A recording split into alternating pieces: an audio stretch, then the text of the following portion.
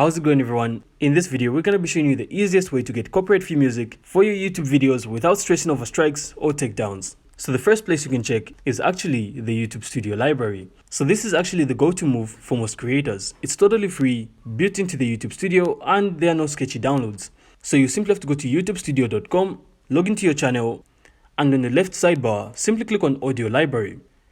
And then you have to browse or search music by genre, mood, duration, or whatever you're feeling.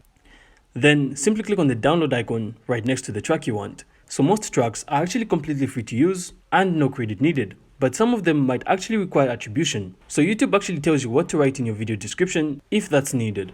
But some other sites you can try which also provide royalty-free tracks include Epidemic Sound, Pixabay, Bensound, and Free Music Archive. But just make sure to always check the license before you download your music. So even on free sites, seriously, some tracks might require attribution or have certain restrictions, and that's how to do it. So I really hope you found this insightful, and if you did, make sure to leave a like and of course subscribe, and then we'll see you on the next one.